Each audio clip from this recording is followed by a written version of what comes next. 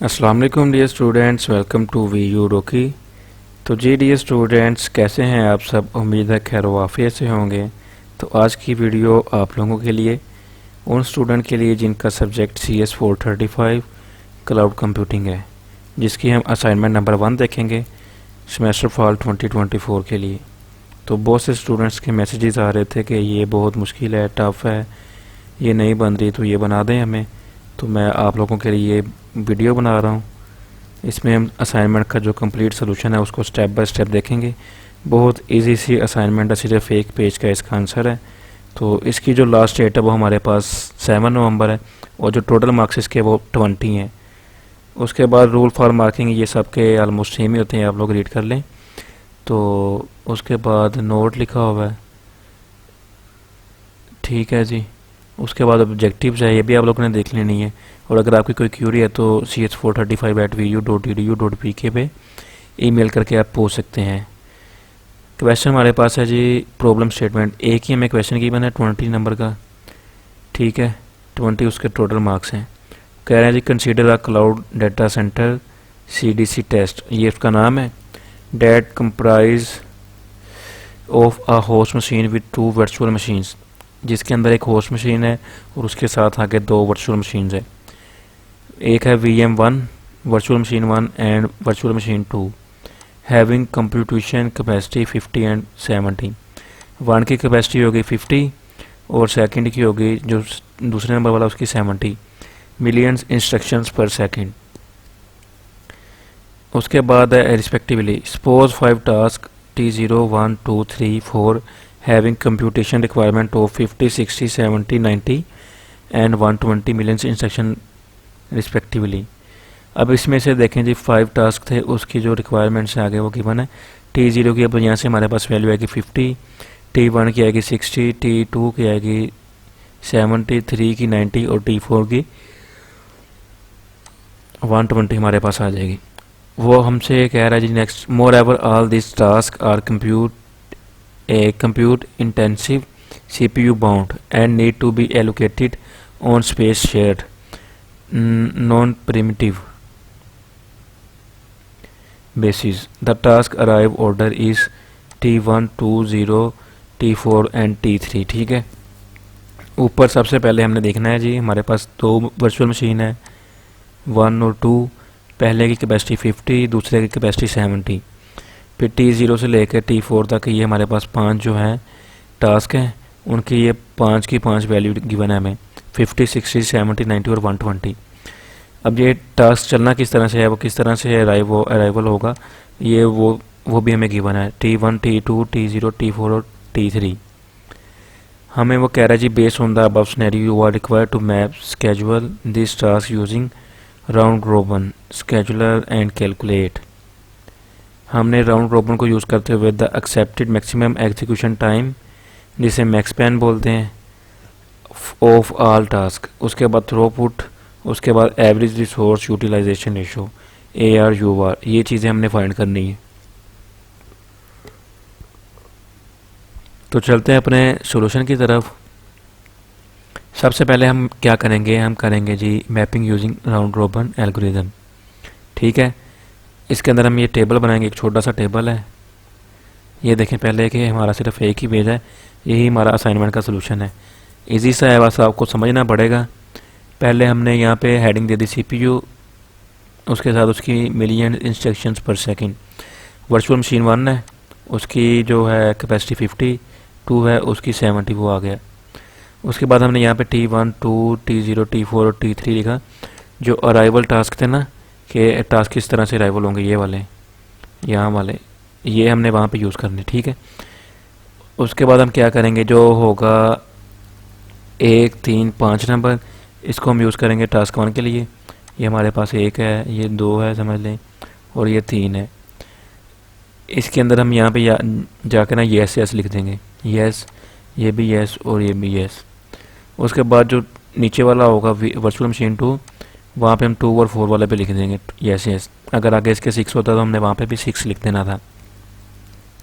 अब देखिए जी, accepted finish time हमारे पास इसका 5 आ रहा है और इसका 3 आ रहा है। आप लोगों ने ये एज इट इज़ ही लिख देना है। लेकिन आपको मैं समझा देता हूँ कि आएगा ये किस तरह से, ताकि आपका जो कॉन्सेप्ट है वो भी क्लियर हो जाए।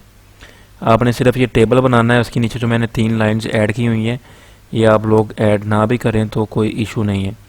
इसमें वो हमें बता रहा है कि virtual machine 1 has a consumption capacity 50। उसके बाद जो सेकंड वाला है उसकी 70 है। तो उसके बाद वो कह रहा था task are allocated using the robin round robin method in order to their arrival T1 2 0 4 and 3। अब मैं आपको बताऊं कि ये 5 और 3 कैसे है। सबसे पहले देखें जी वर्चुअल मशीन जो 50 है ना कैपेसिटी इसकी, अब T1 की हमने पहले वैल्यू देखनी है। इधर आए जी, T1 की वैल्यू क्या है हमारे पास 60 है। अब हम क्या करेंगे, 60 को डिवाइड किया हमने 50 के साथ, ठीक है,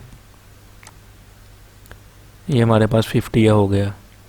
उसके बाद नेक्स्ट हमने क्या किया, T0 वाली वैल्यू ली, वो 50 थी, 50 को 50 से डिवाइड किया, आंसर हमारे पास 1 आ गया। इसको भी जब डिवाइड करेंगे तो हमारे पास आंसर 1 पॉइंट कुछ आएगा, ठीक है, 1.2 कर लें आप, सपोज कर रहे हैं हम इसको, बाकी आपने सही निकाला ना जो भी होगा। उसके बाद नेक्स्ट हमारे पास क्या है,